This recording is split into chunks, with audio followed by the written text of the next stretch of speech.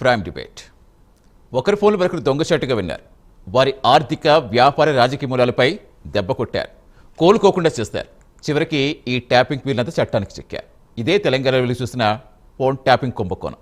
ఈ స్కామ్ ఇప్పుడు కీలకంగా మలుపులు తిరుగుతోంది. నాడు ఈ వ్యవహారంలో పనిచేసిన అధికారులు చట్టం చేతికి చిక్కి ఒక్కొక్కటిగా నిజాలు చెప్పేస్తున్నారని చెప్తున్నారు. అంతేకాదు అప్పటి డేటా కూడా వెలికి తీసే యత్నాలు జరుగుతున్నాయి. ఇప్పుడు వేళ్లన్నీ బీఆర్ఎస్ వైపే చూపిస్తున్నాయి. ప్రస్తుతం కేసీఆర్ కుమార్తె కవిత కూడా తన భర్త ఫోన్ ట్యాప్ అయిందని మరో బాంబు పేల్చారు.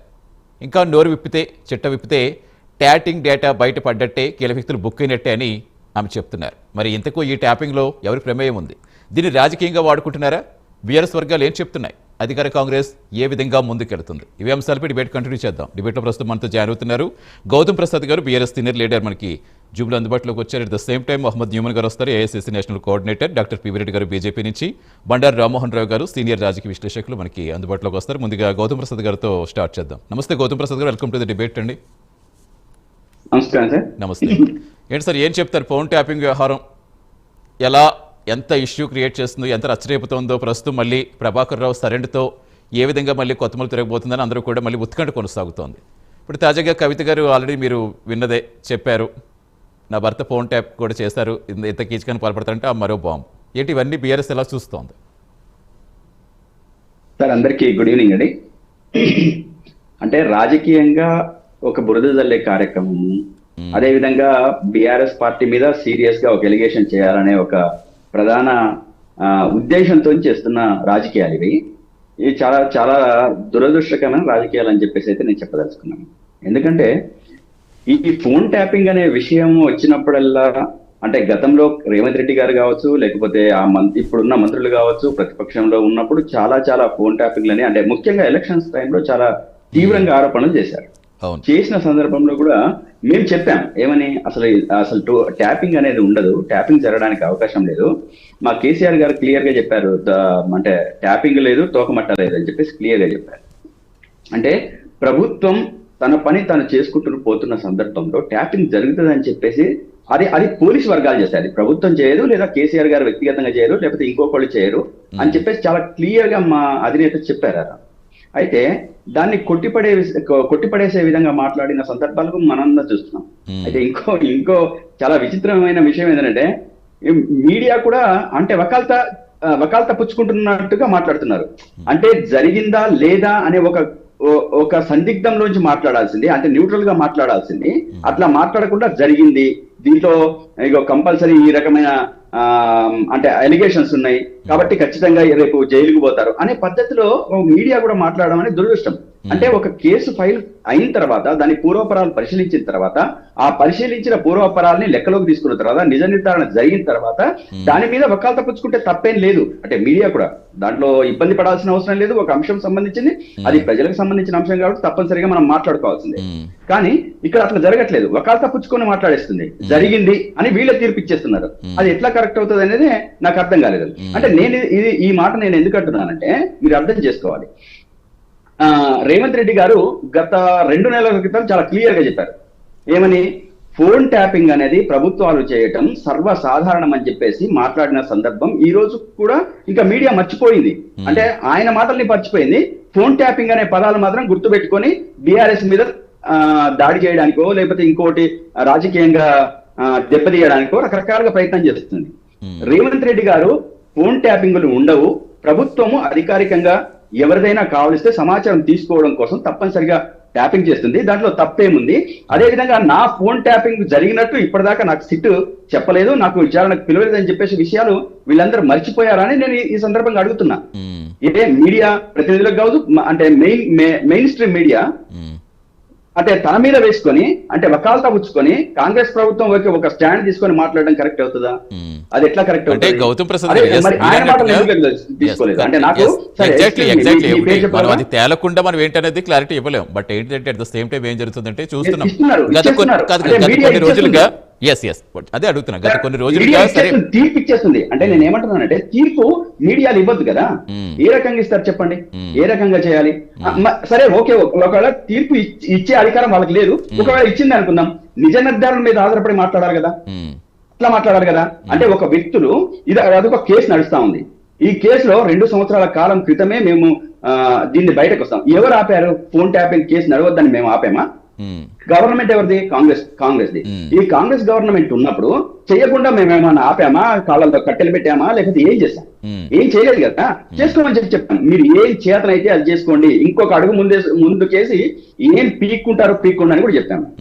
అంటే మాట్లాడడం కరెక్ట్ కాదు కదా. ఆల్మోస్ట్ ఇంచుమించుగా మర్చిపోయిన సిచ్యువేషన్ వచ్చేసారు ఫోన్ ట్యాపింగ్ సంబంధించి నిజంగా రాజకీయ విమర్శలు ప్రతి విమర్శల కింద కనిపించే అందరికీ.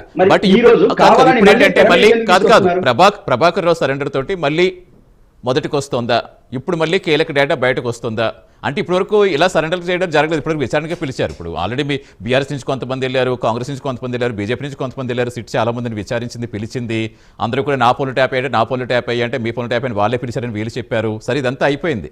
అయిపోతున్న క్రమంలో కాలక్రమేణా ఇదంతా ఒక విమర్శ ప్రతి విమర్శలకు మిగిలిపోతుంది. ఇదేదో ఇష్యూ కింద మారుతుంది తప్పించి నిజం లేదా అన్న పాయింట్కి వచ్చినప్పటికీ మళ్ళీ ఇప్పుడు ప్రభాకర్ రావు సరెండర్ తోటి మళ్ళీ మొదటికి వచ్చినట్టు అనిపించడం లేదా? అంటే ఇప్పుడు ఖచ్చితంగా జరిగింది, డెఫినెట్గా అందుకు కాబట్టి సరెండర్ అయ్యి ఉంటారు అనేది రావట్లేదా? సార్ ఒకసారి మీ పేరు చెప్తారు సార్?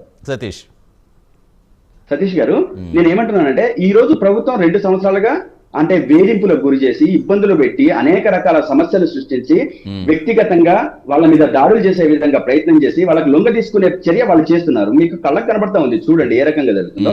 నేను ఒక్క మాట అంటాను, రేపు మా ప్రభుత్వం వస్తుంది. ఈ రోజు ఉన్న డీజీపీ కానీ లేకపోతే ఇంకొకళ్ళు కానీ ఈ ఫోన్ ట్యాపింగ్ ఏదో అఫీషియల్ గా చేస్తారు చూడండి. ఆ అఫీషియల్ గా ఫోన్ ట్యాపింగ్ అంటే ఈ భద్రతకు సంబంధించి, రాష్ట్రానికి సంబంధించింది, ప్రజలకు సంబంధించి చేస్తున్న సందర్భంలో వ్యక్తులకు కూడా జరిగినాయని చెప్పేసి మేము కూడా అలిగేషన్ చేసి ఒక నిరర్ధకమైన ఆరోపణ చేసి మేము కూడా ఇప్పుడున్న మహేందర్ రెడ్డి గారినో లేకపోతే ఇంటెలిజెన్స్ చీఫ్ నో చేయాలా? అంటే నేను ఒక ప్రశ్న అడుగుతాను, సాధారణమైన ప్రశ్న అడుగుతున్నాను. ఇప్పటి వరకు అదే జరిగింది అనుకుంటే ఇప్పుడు సరెండర్ తోటి మరి కొత్త ఇంకో మలుపు తిరిగిందా అని అడుగుతున్నాం. ఇప్పటి వరకు అదే జరిగింది, ఇప్పుడు సరెండర్ తోటి మళ్ళీ మలుపు తిరుగుతుందా? ఎప్పటి నుంచి ఏమైనా స్పీడప్ చేస్తుంది అనిపిస్తుంది? అంటే ఇప్పుడు కవిత గారు కూడా చెప్పడం చూస్తాం, కవిత గారు కూడా చెప్పింది మీరు సరెండర్. సతీష్ గారు, సరెండర్ లేదు, సొరకాయ లేదు. ఎన్ని ఇబ్బందులు పెట్టి వాళ్ళు ఏం చేసినా వాళ్ళు ఫోన్ ట్యాపింగ్ లో ఒకవేళ ఏం చేయదలుచుకున్నా అక్కడ దొరికేది లేదు, జరిగేది లేదు, ఏం లేదు. ప్రభుత్వమే చేస్తుంది అనేది స్వయంగా ప్రస్తుత సీఎం గారే రేవంత్ రెడ్డి గారే ఈ ట్యాపింగ్ జరుగుతుందని చెప్పేసి అంగీకరించారు కదా. ఇది ఎందుకు చెప్పట్లేదు? ఎందుకు మాట్లాడట్లేదు? జరుగుతుంది, ఇది వాస్తవం అని చెప్పేసి మాట్లాడిన సందర్భం ఎందుకు? ఒక్కసారి మన టీవీలో ప్లే చేయండి ఆయన మాటల్ని.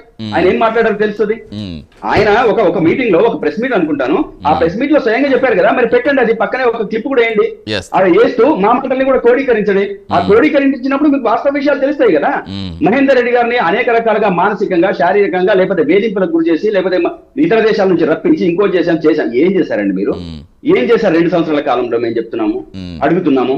మేము అడుగుతున్న దానికి సమాధానాలు చెప్పండి. ఇగో ఇది తాజా రాజకీయాల్ని, ఇప్పుడు జరుగుతున్న పంచాయతీ ఎలక్షన్స్ ని ఒక్కొక్క పాయింట్ రకంగా దాన్ని ఇన్ఫ్లుయెన్స్ చేసే రకంగా వాళ్ళు చేస్తున్నారు. అంతే తప్ప దాంట్లో ఏమున్నది? మొన్ననే మాట్లాడారు కదా సీఎం గారు, ఏమని మున్సిపల్ ఎలక్షన్స్ ముందు చీరలు పంచుతామని చెప్పేసి సిటీల్లో అన్నారు. ఇంకా దీనికంటే మించింది ఆధారం ఏం కావాలి? పంచాయతీ ఎలక్షన్స్ కంటే ముందు ఊళ్ళలో చీరలు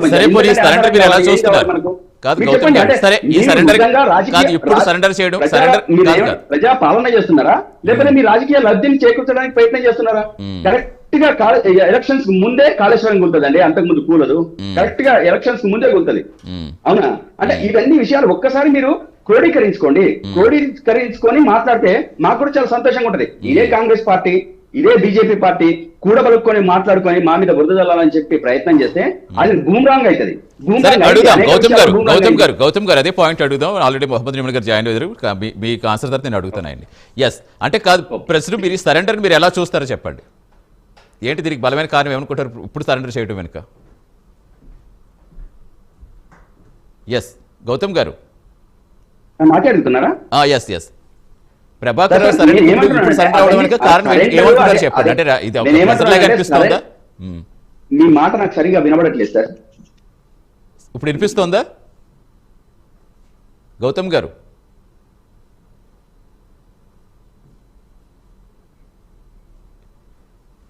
ఎస్ రైట్, మళ్ళీ వస్తానులేండి. ఓకే, ప్రస్తుతం మనకు మహమ్మద్ న్యూమన్ గారు జనరల్ ఏసీసీ నేషనల్ కోఆర్డినేటర్. నమస్తే న్యూమన్ గారు.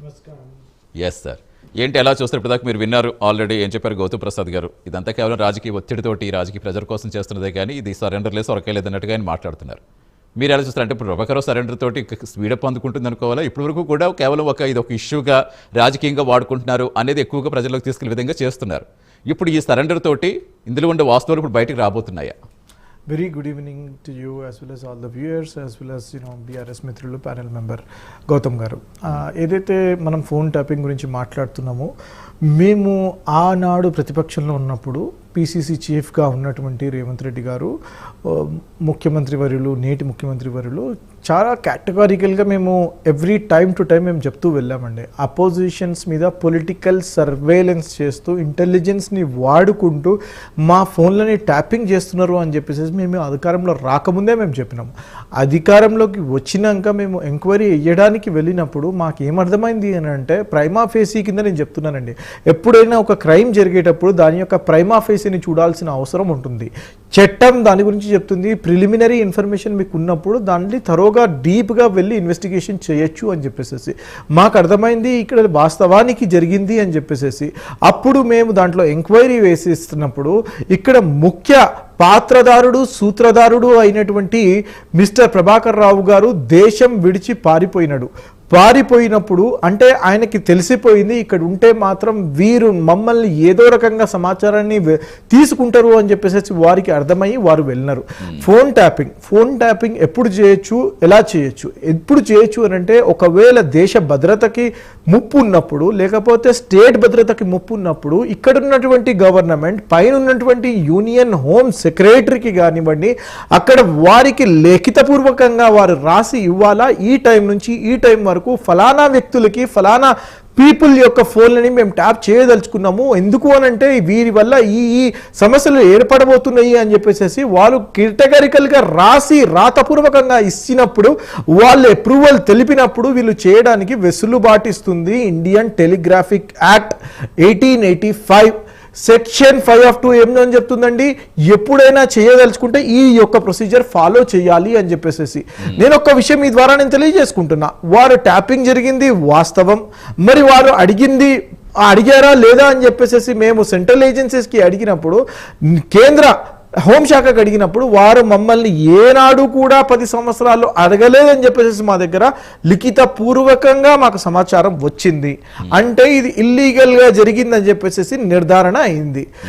సరే, ఇప్పుడు అక్యూజ్డ్ ఎవరు ఆఫీసర్స్ దీంట్లో ఉన్నారు, ఎవరి ఒత్తిడి వల్ల మీరు చేసినారు, ఏ రావు చెప్తే ఈయన చేసినాడు అని చెప్పేసి మాకు సమాచారం తీయాలి. కాబట్టి మేము సమాచారం తీస్తున్న తరుణంలో ఆయన దేశం విడిచిపోయినాడు కాబట్టి ఆయన మీద రెడ్ కార్నర్ నోటీస్ ఇష్యూ చేపించి మరి ఆయన అక్కడే గ్రీన్ కార్డు తీసుకొని సిటిజన్షిప్ తీసుకొని అక్కడే స్థిరపడిపోవాలా, దొంగలాగా దాక్కోవాలా అని చెప్పేసి ఏనాడైతే ప్రభాకర్ రావు అనుకున్నాడో, ఆయన మీద దేశం విడిచి పారిపోతే ఆయన దేశం నుంచి లాక్కొని వచ్చినాం ఇక్కడికి. రెడ్ కార్నర్ నోటీస్ ఇచ్చి ఆయనకి గత్యంతరం లేక ఇక్కడ తీసుకొచ్చేసేసి ఆయనకి ఎంక్వైరీలో మేము కూర్చోబెట్టడం జరిగింది.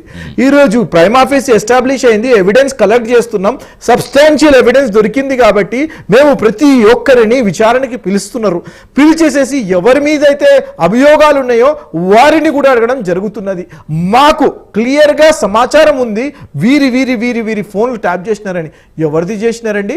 పొలిటికల్ సర్వేలెన్స్ చేస్తూ ఈయనేదో అపర చాణక్యుడు అని చెప్పేసి, ఈయన కల్వకుంట్ల చంద్రశేఖరరావు చాలా మల్టీ టాలెంటెడ్ అని చెప్పేసి, ప్రత్యర్థుల్ని చిత్తు చేస్తాడని చెప్పేసి ఒక బూటకంగా ఆయన చూపించే ప్రయత్నం చేసినాడు. మాకేమర్థమైందండి, ఈయన ట్యాపింగ్లు చేస్తున్నాడు, ఈయన ట్యాపింగ్లు చేసి సమాచారాన్ని తీసుకుంటున్నాడు అని చెప్పేసి మాకు అర్థమైంది. బిజినెస్ మెన్ల యొక్క సమాచారాన్ని ఈయన తీసుకుంటున్నాడని మాకు అర్థమైంది. హీరోయిన్ల దగ్గర నుంచి సమాచారం తీసుకుంటున్నాడని మాకు అర్థమైంది. మాకేమర్థమైందండి, ఈయన హవాలా డబ్బులు తీసుకొస్తున్నటువంటి బిజినెస్ మెన్ల దగ్గర నుంచి కూడా ఈయన దోచుకుంటున్నాడని మాకు అర్థమైంది. అర్థమైన తర్వాత ఇదే కాదండి బీఆర్ఎస్ లో ఉన్నటువంటి కీలకమైన మంత్రులు, కీలకమైన వారి యొక్క వైఫ్ కానివ్వండి, వారి సొంత చెల్లె, సొంత బావని కూడా వదిలేయండి.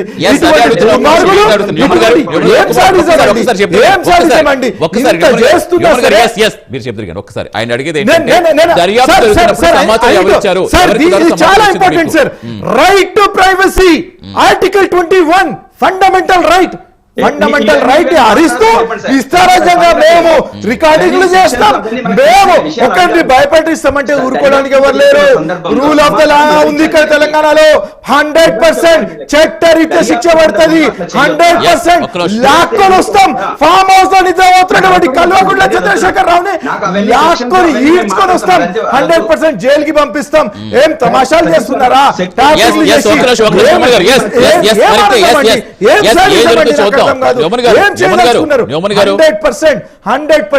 చట్టరీత్యా వీళ్ళని మాత్రం శిక్షించాం. 100% నేను ఒకటే విషయం చెప్తున్నానండి, చట్టానికి ఎవరు అతిథులు గారండి, చట్టానికి ఎవరు అతిథులు గారు. మీరు అధికారంలో ఉన్నారు కాబట్టి మీరు అధికారంలో ఉన్నారని చెప్పేసి ఒక రాజులాగా భావించి మీ సుపుత్రుడైనటువంటి కల్వకుంట్ల తారక రామారావు ఒక యువరాజులాగా భావించి ఇష్టం వచ్చినట్టు ప్రవర్తన చేసిండ్రు.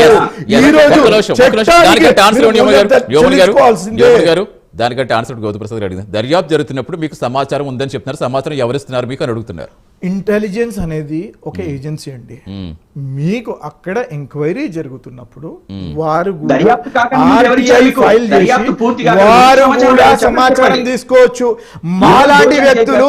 మాలాంటి వ్యక్తుల దగ్గరే సమాచారం ఉన్నప్పుడు ఒక బాధ్యతాయుతంగా మేము ప్రభుత్వం నడుపుతున్నాము, ఒక జవాబుదారీతనంతో మేము ప్రభుత్వం నడుపుతున్నాము.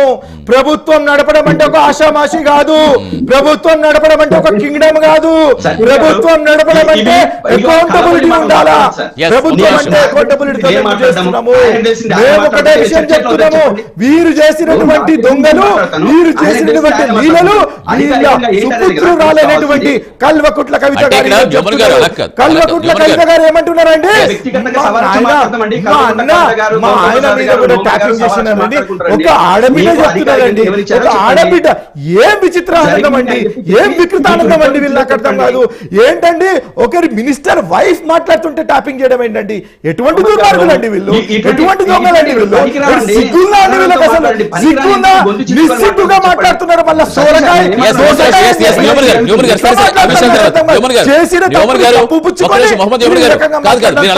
మాట్లాడటం కదా. ఒక్క నిమిషం అలా కాదు. సరే, ఇప్పుడు దర్యాప్తు జరుగుతుందని చెప్తున్నారు, ఓకే, మీకు ఇంటెలిజెన్స్ నుంచి సమాచారం వస్తుందని చెప్తున్నారు, అది ఓకే. కానీ ఇన్ని సంవత్సరాలు ఎందుకు ఇంత టైం పడుతుంది? మరి వాళ్ళు చేస్తారని మీకు ఖచ్చితంగా పక్కా ఆధారాలు ఉన్నప్పుడు ఎందుకు యాక్షన్ తీసుకోలేకపోతున్నారు? ఎందుకు నాంచుడు ధోరణి? చాలా మంచి ప్రశ్న అడిగారండి సతీష్ గారు. నేను లెట్ మీ ఆన్సర్ దిస్. వారు ఏ మాదిరిగా అయితే 9.5 సంవత్సరాలు దాదాపు 10 సంవత్సరాలు అధికారం చేశారో, వారి వికృతానందం గురించి ఆనాటి పిసిసి చీఫ్గా ఉన్నటువంటి ముఖ్యమంత్రి వర్యులు, నేటి ముఖ్యమంత్రి రేవంత్ రెడ్డి గారిని 2 మార్లు అరెస్ట్ చేసి ఇష్టారాజ్యంగా లోపలు వేసినారో మేము ఆ రకంగా చేయదలుచుకోలేదు. చట్టం దాని పని దాన్ని చేయాలా, రూల్ ఆఫ్ లా ఉండాలా, లా ఆఫ్ ద ల్యాండ్ ఉండాలా, సబ్స్టాన్షియల్ ఎవిడెన్స్ ఉండాలా. దానిని కలెక్ట్ చేసిన తర్వాత మేము ఈయన దోషి అని చెప్పేసి కోర్టుల ముందు మేము పెట్టేదే మా బాధ్యత. మేము గవర్నమెంట్లో మేము శిక్షలేయమండి. మేము చట్టం ఏం తలుచుకుంటే చట్టానికి లోబడి ఆయనకి ఏ శిక్ష పడాలో ఆ శిక్ష పడే విధంగా ఎవిడెన్స్ సేకరిస్తున్నాము. ఆ మహానుభావుడు, ఆ దొంగ, ఆ దొగుల్బాజీ మిస్టర్ ప్రభాకర్ రావు కంట్రీ వదిలిపెట్టి పారిపోయినాడు కాబట్టి ఆయనని బయట నుంచి లాక్కొని రావడానికి టైం పట్టింది. టైం పట్టిన తర్వాత ఈ రోజు గౌతమ్ గారు మీరు పద్ధతిగా మాట్లాడాలి చెప్తున్నా నేను. మీరు ముఖ్యమంత్రి వారు ఇష్టం వచ్చినట్టు మాట్లాడితే మాత్రం కేసులు బుక్ చేస్తాం చెప్తున్నా నేను. ముఖ్యమంత్రి వారిని ఇష్టం వచ్చినట్టు మాట్లాడకూడదు చెప్తున్నా నేను. 100% బాధ్యతతో మాట్లాడండి మీరు, బాధ్యతతో మాట్లాడండి మీరు. మీరు ఈ రకంగా మాట్లాడకూడదండి. వారు ఒక పదవిలో ఉన్నారు, వారు ఒక రెస్పాన్సిబుల్ చైర్ లో ఉన్నారు. ఇష్టం వచ్చినట్టు మాట్లాడకండి నేను చెప్తున్నా.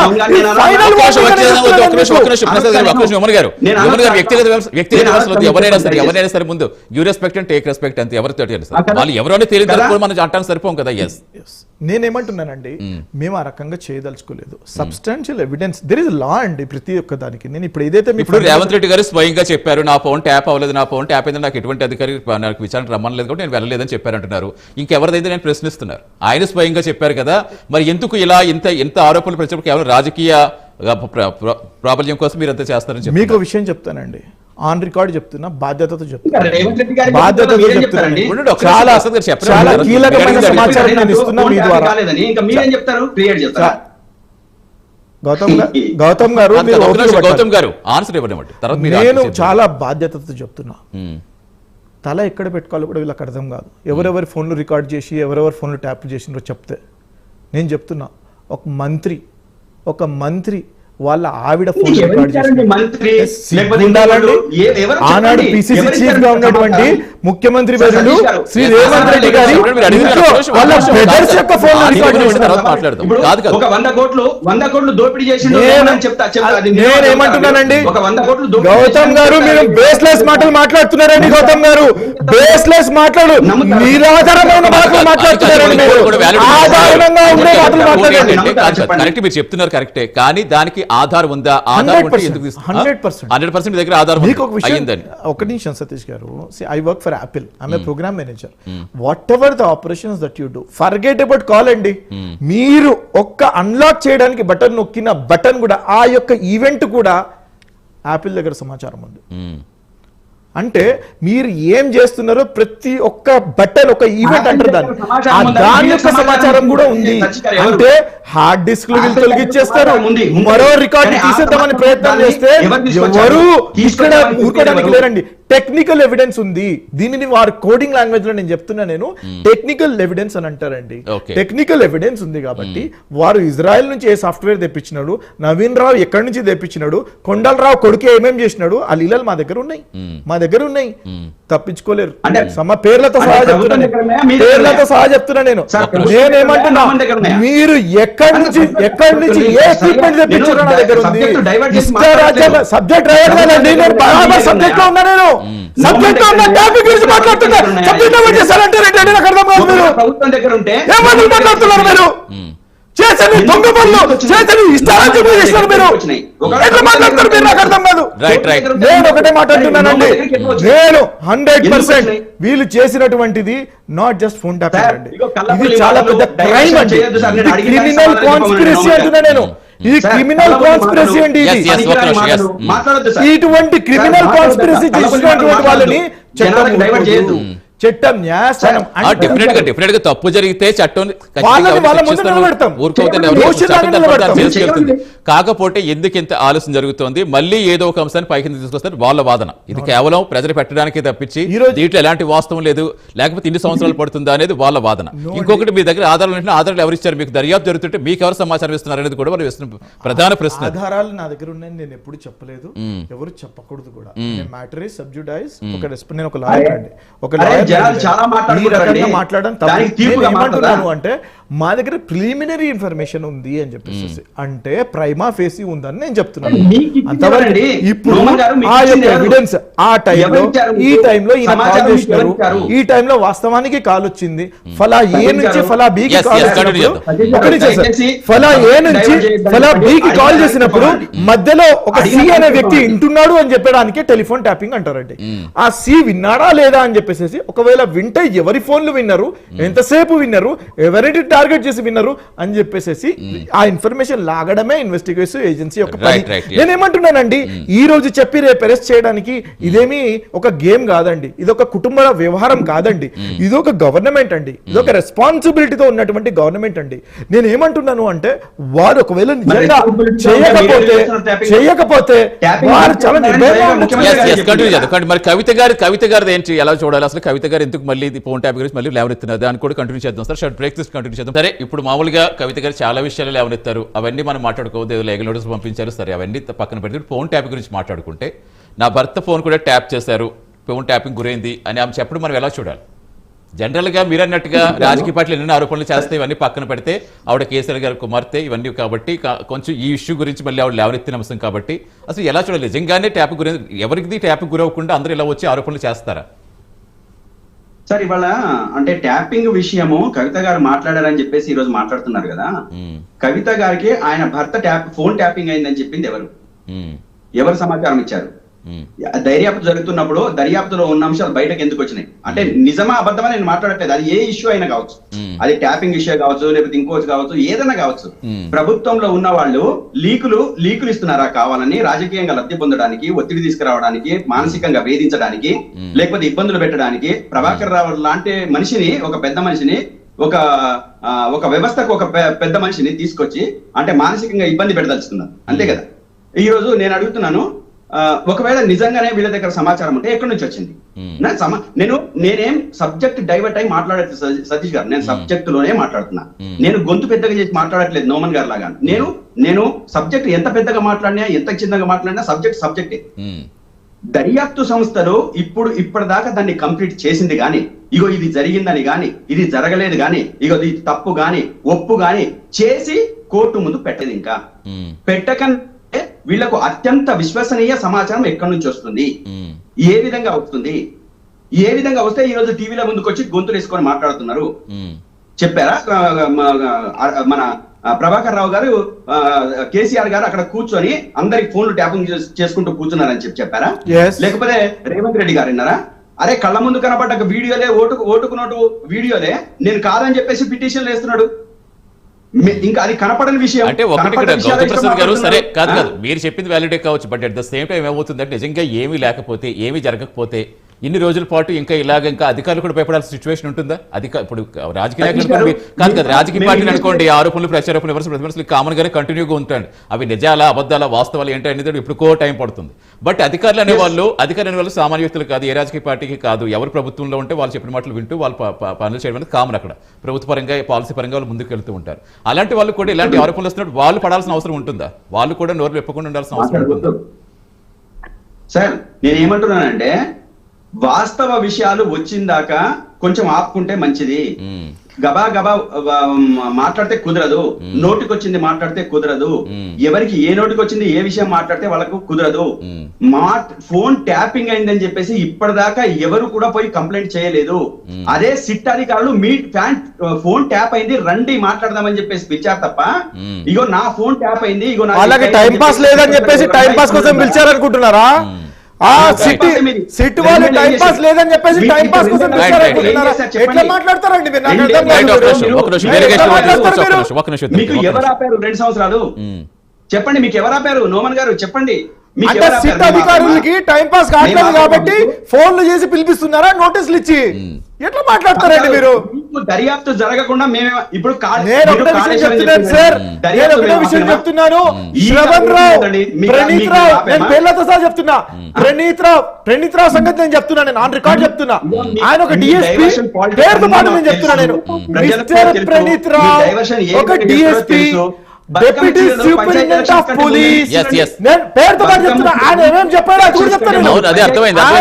కానీ ఇవన్నీ ఇప్పటి నుంచి వింటున్నవే మనం. ఇప్పుడు ఏం జరగబోతుంది, ఇప్పుడైనా అందుకుంటుందా లేదా చూసుకోవాలి. నేనేమంటున్నాను, ప్రణీత్ రావు గారు ఆనాడు ఆయన తోటి ఆఫీసర్లతో వారు ఎప్పుడైతే ఆయనకు చెప్పినారో రికార్డింగ్ చేయకు, మంచి పద్ధతి కాదు, ప్రభుత్వాలు మారుతాయి, శాశ్వతంగా ఏ ప్రభుత్వం ఉండదు అని చెప్తే ఏం కాదన్నా మనదే. ఈ రకంగా డిఎస్పీ ప్రణీత్ రావు మాట్లాడినాడు.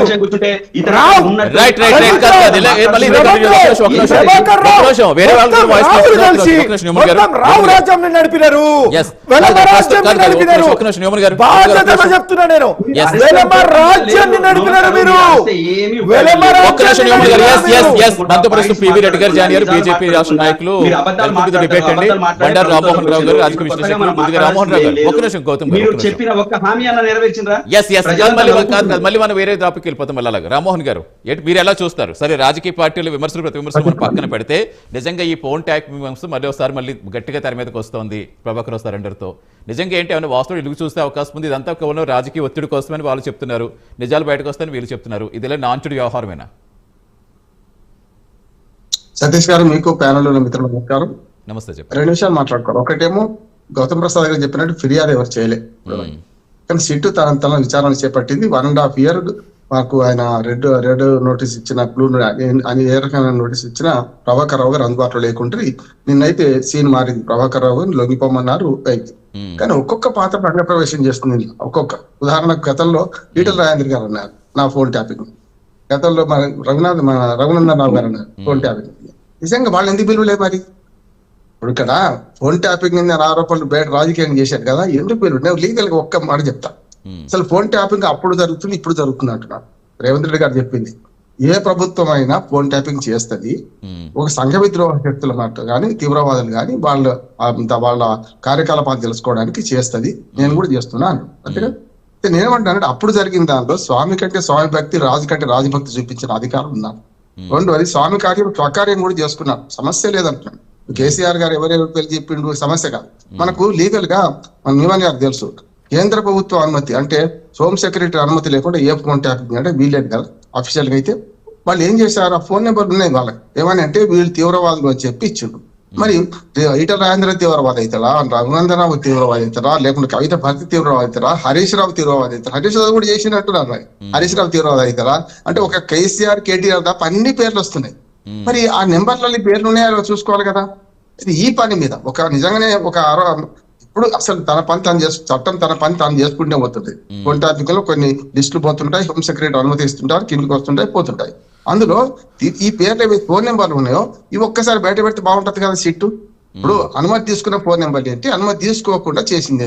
ఉదాహరణకు రియల్ ఎస్టేట్ వ్యాపారులు చేశారు, సెలబ్రిటీస్ చేశారు, సినిమా స్టార్ చేశారు, చూసినాం కదా, చాలా ప్రముఖులు చేశారు అంటున్నారు కదా.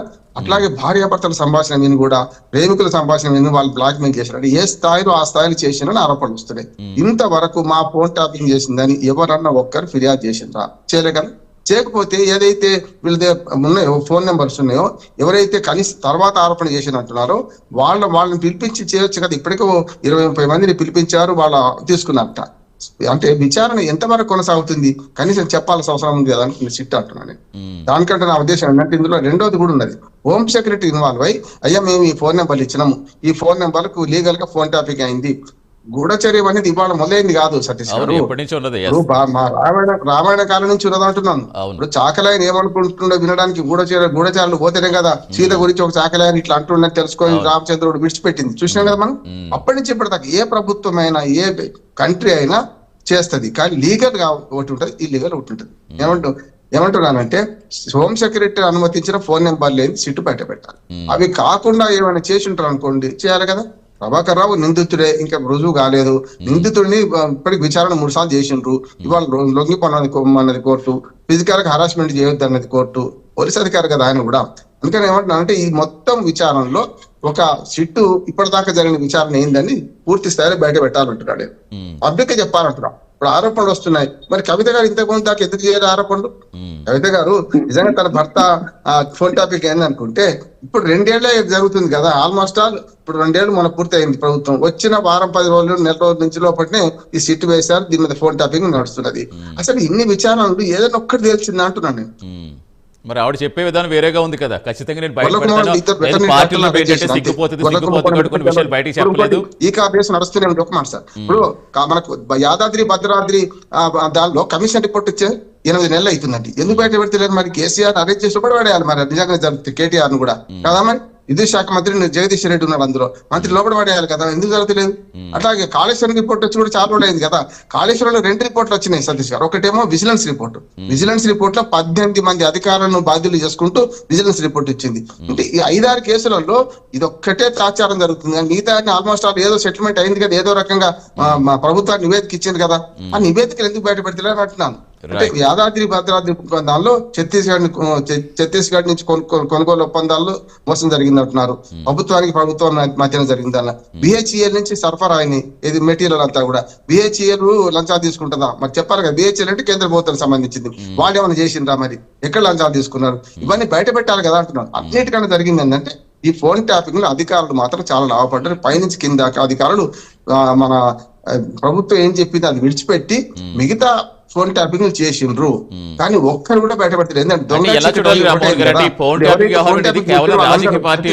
ముగిస్తాం. ఇప్పుడు వాళ్ళు ఎవరైతే ఫోన్ ట్యాపింగ్ గురైందో వాళ్ళు కూడా క్విట్ ప్రో క్వోని డబ్బులు ఇచ్చి లంచం ఇచ్చి దానికి సబ్సిడీ చేసుకున్నారు, కానీ వాళ్ళు బయటపడితే లేరంటున్నాను. అసలు దొంగలు బయటపడాలంటే వాళ్ళు బయట కంప్లైంట్ ఇవ్వరు. ఇప్పుడు రాజకీయంగా ఈ కేసు మలుపు తిరుగుతుందని నేను అనుకుంటున్నాను. రాజకీయంగా కాకుండా అసలు వాస్తవాలు వెల్లడించాల్సిన అవసరం సిట్టుకున్నది. లేకపోతే ఎఫ్ఐఆర్ దాఖలు చేయండి, ఎవరంటే ఎవరిని, కేసీఆర్ కేటీఆర్ దీనికి ఆదేశం ఇచ్చిన వాళ్ళు ఎవరు అని చేయొచ్చు కదా అంటున్నారు. చాలా ప్రశ్నలు వచ్చినాయి గారు, మీరు చెప్తారు కదా, దానికి ఆన్సర్ చెప్తారు కానీ ఒక్క నిమిషం పివి రెడ్డి గారితో కూడా తీసుకుంటున్నారు. పివి రెడ్డి గారు నమస్తే అండి, ఉన్నారా పివి రెడ్డి గారు? ఎస్ కటన్ బలి తీసుకుంది. ఎస్ మీరు చెప్పండి. ఎందుకంటే ఒక సామాన్యుడికి ఎదురయ్యే ప్రశ్నలన్నీ కూడా ఆయన అడిగారు. No problem. రామ్మోహన్ రావు గారు పెద్దలు విశ్లేషకులు ఏదైతే చెప్తున్నారో 100% ట్రాన్స్పరెంట్గా జరుగుతున్నది. 100% వారు ఏదైతే అంటున్నారో ఇంత డిలే ఎందుకు జరుగుతుంది అని అంటున్నారో అది ఇన్వెస్టిగేషన్ జరుగుతున్నప్పుడు it is a continuous process. దానికి సబ్స్టాన్షియల్ ఎవిడెన్స్ గ్యాదర్ చేయడం అని అంటారు. ఎవిడెన్స్ అనేది జస్ట్ ఎవిడెన్స్ కాకూడదండి. కోర్టుల ముందు ఉన్నప్పుడు substantial evidence to prove what you want to prove 2 things. ఒకటి వచ్చేసేసి యాక్ట్, ఇంకొకటి వచ్చేసి వారి యొక్క ఇంటెన్షన్. అవును, నిజంగా వారి యొక్క ఇంటెన్షన్ పొలిటికల్ సర్వేలెన్స్ కోసం చేసినారు. వారు ఇంకొకటి మనకు తెలిసిన విషయం అది కాదు, విషయం మాట్లాడమనండి దయచేసి. ఆ చట్టాలు అవి తెలుసు మనకు, అవి కాదు సబ్జెక్ట్ మాట్లాడమనండి. ఇప్పుడు మోహన్ రావు సార్ అన్నారు అంత క్లియర్ గా సబ్జెక్ట్ మాట్లాడినరు, అట్లా మాట్లాడమనండి. నాకు చట్టాలు తెలుసు, 1947 తెలుసు, 1978 తెలుసు, 1848 అలా కాదు. ఎందుకు డిలే అవుతుందనే చెప్తున్నారు, ఎందుకు డిలే అవుతుందనే దానికి చెప్తున్నారు. మీకు ఓపిక ఉండాలా? మీకు ఓపిక లేదు కాబట్టి ఫామ్ హౌస్ కి పోయినరు, పర్మనెంట్ గా ఫామ్ హౌస్ కి పోయినరు. ఓపిక లేకుండా మాట్లాడతారండి, ఎగిరెగిరి మాట్లాడుతున్నారు. ఆగండి మీరు ఫస్ట్. ఒక విలువైన సమయం అందరికీ తెలుసు, విలువైన సమయం అండి. గౌతమ్ గారు ఒక్క నిమిషం మళ్ళీ మనకి కంటిన్యూ అయిపోతుంది, వార్లా కంటిన్యూ అవుతుంది. అంటే ఏంటంటే కాదు, ఇన్ని కేసులు బయటకు తీసుకొచ్చారు కదా, ఇన్ని అక్రమాలు జరిగాయి అన్నారు కదా, ప్రతి దాని మీద విచారణ చేస్తున్నారు. ఎందుకు ఆలస్యం? ప్రజలకు కూడా ఒక మెసేజ్ ఏమవుతుంది? కేసులో కన్విక్షన్ వీళ్ళకి దొరుకుతుంది.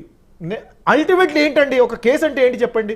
ఎఫ్ఐఆర్ రిజిస్టర్ అవుతుంది, ఛార్జ్ షీట్ ఫైల్ అవుతుంది, దాని తర్వాత ఇన్వెస్టిగేషన్ జరుగుతుంది. ఇన్వెస్టిగేషన్ ఛార్జ్ షీట్ లో ఉన్నటువంటి అంశాలని కోర్టు ముందు వాళ్ళు వీళ్ళ వాదనలు చెప్తారు, దాని తర్వాత జడ్జిమెంట్ వస్తుంది. ఇదే కదా ప్రొసీజర్. జడ్జిమెంట్ లో ఏముండాలండి? Acquittal and conviction. మేము కన్విక్ట్ చేస్తామని అంటున్నాం. కన్విక్ట్ ఎప్పుడు జరుగుతుంది? ఒక ఎవిడెన్స్ ఉన్నప్పుడు మాత్రమే జరుగుతుంది. ఆ ఎవిడెన్స్ మేము కలెక్ట్ చేస్తున్నాము. That is very important. Please understand. తొందరపడి చేయడానికి కాదండి ఇది.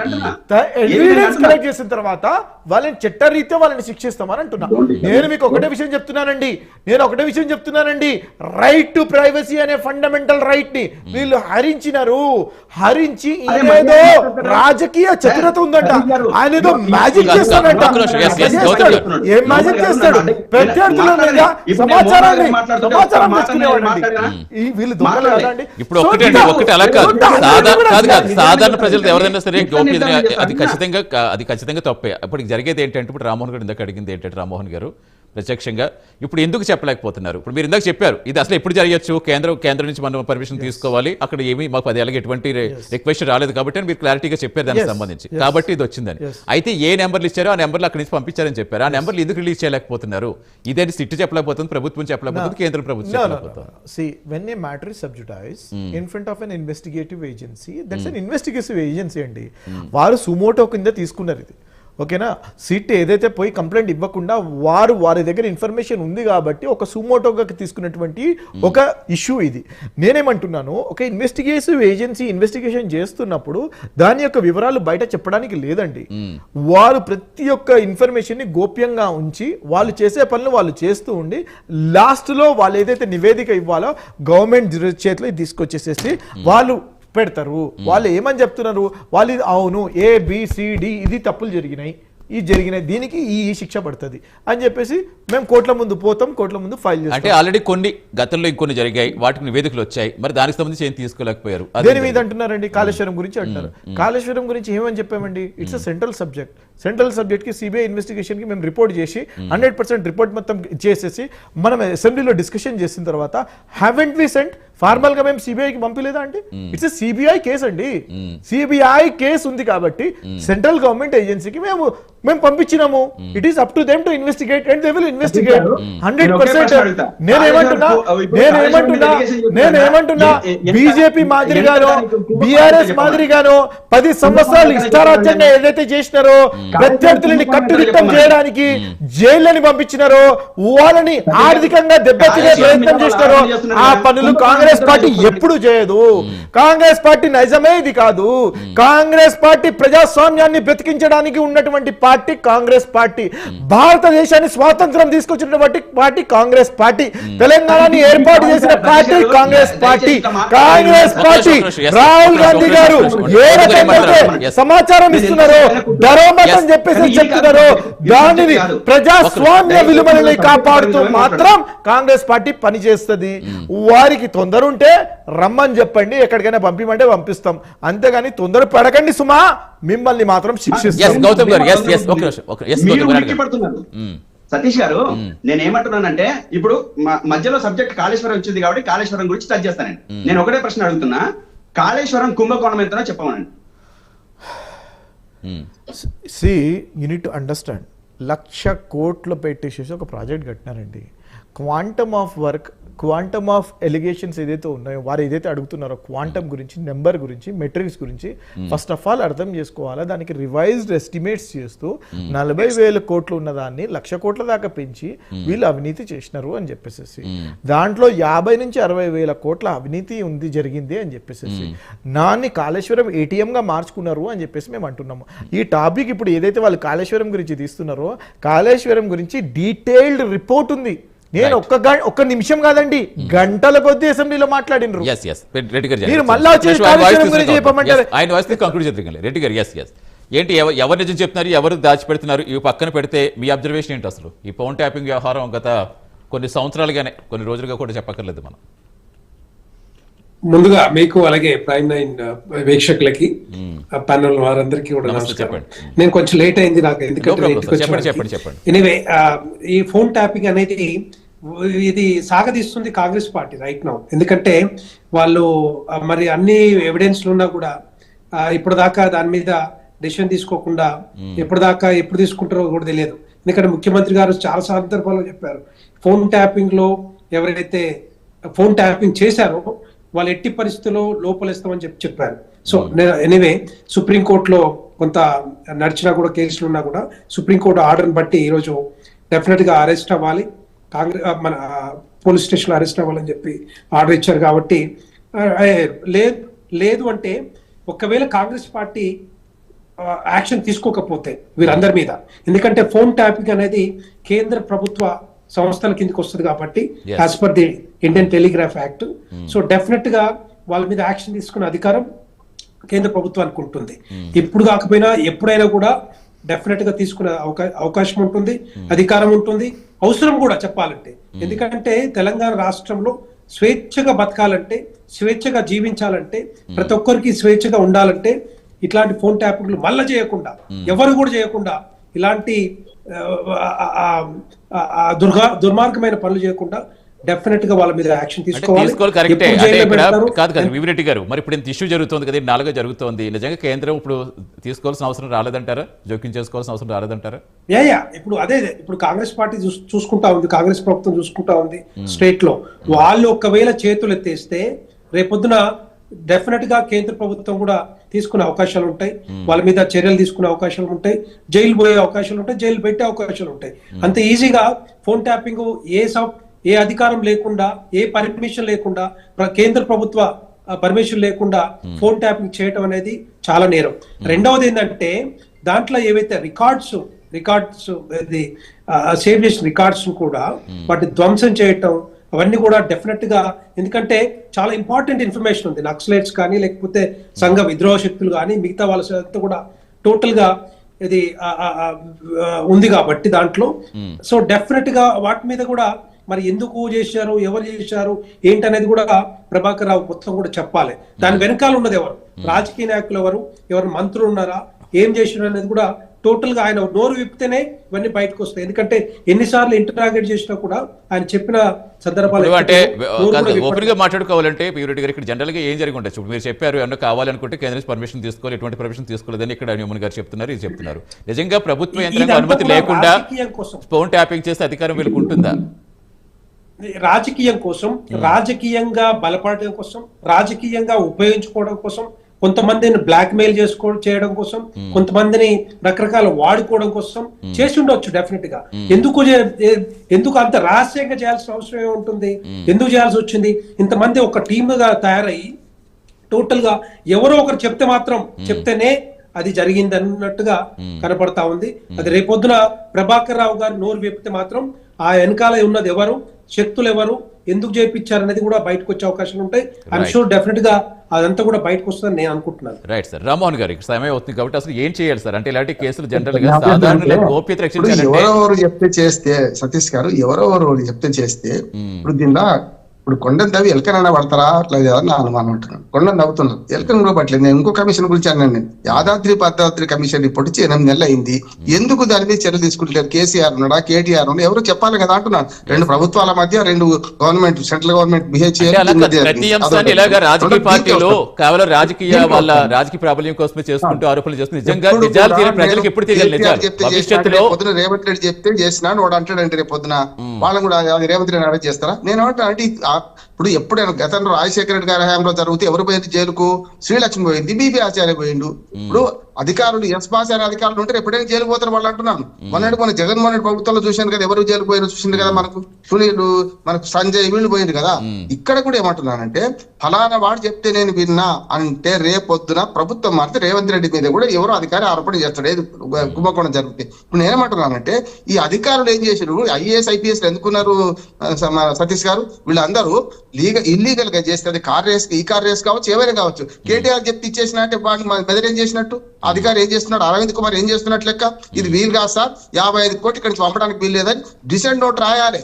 నేను చాలా పెద్ద IAS సంస్థలకు పనిచేసిన నేను ఏమంటున్నా అంటే వాళ్ళు IAS లుగా మారడం వల్ల వీళ్ళ పేర్లు చెప్తే లెక్కకు రావంటున్నాడు. రేపు పొద్దున కేసీఆర్ జైలు పోడు, కేటీఆర్ జైలు పోడు, రేవంత్ రెడ్డి కూడా జైలు పోడు అంటున్నాడు. ఎందుకంటే ఎవరో చెప్తే చేసిన బిగ్ బాస్ ఎవరైనా అడుగుతారా?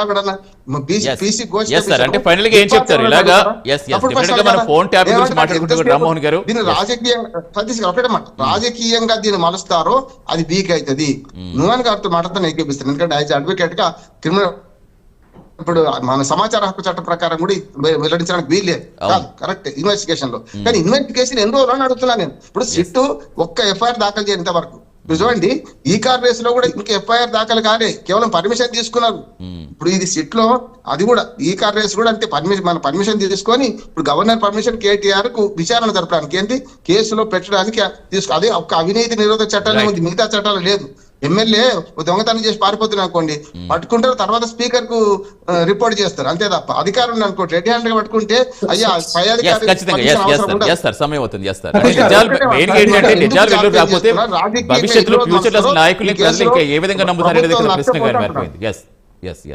ఒక్కొక్క పాయింట్ కంక్లూడ్ చేయండి. సతీష్ గారు ఏమంటున్నారంటే ఇందాక నోమన్ గారు మాట్లాడుతూ కాళేశ్వరం కూడా నేను అడిగాను కదా ఒక ప్రశ్న. ఇగో దాంట్లో మన రేవంత్ రెడ్డి గారు వినండి, ఎప్పుడెప్పుడు ఏం మాట్లాడారో వినండి దయచేసి. అరే మిత్రమా, టాపింగ్ గురించి మాట్లాడండి మిత్రమా, మళ్ళా మీరు కాళేశ్వరం కథలు తీసుకొస్తా అంటారు. అరే గురించి మాట్లాడతారు, టైం దేని గురించి ఇచ్చిందండి, టాపిక్ గురించి మీరు మళ్ళీ కాళేశ్వరం అని మాట్లాడతారు. మీరు ఫైనల్ గా ఏం చెప్తారు? ఇప్పుడు మొత్తం గోల్ మీ చేతిలో ఉంటుంది, నేను ఒకటే విషయం చెప్తున్నాను సార్, ప్రజలకి నిజాలు తెలియాలంటే ఇప్పుడు తెలుసు. నేను 100% గౌతమ్ గారు ఒక నిమిషం అండి, లెట్ మీ కంక్లూడ్. గౌతమ్ గారు allow me to complete please. నేను ఒకటే విషయం చెప్తున్నానండి, 100% ఫెయిర్ అండ్ ట్రాన్స్పరెంట్ గా ఇన్వెస్టిగేషన్ జరగబోతున్నది. 100% అతి త్వరలో మీకు ఫార్మల్ రిపోర్ట్ రాబోతున్నది. రిపోర్ట్ వచ్చిన తర్వాత చట్టరీత్యా ఏ రావు దీంట్లో ఇన్వాల్వ్ అయినాడో ప్రతి ఒక్కరిని మేము 100% శిక్షించడానికి కోర్టుల ముందు వీళ్ళని హాజరుపరుస్తాము. నేను ఒకటే విషయం చెప్తున్నాను, బీజేపీ ప్రజలకు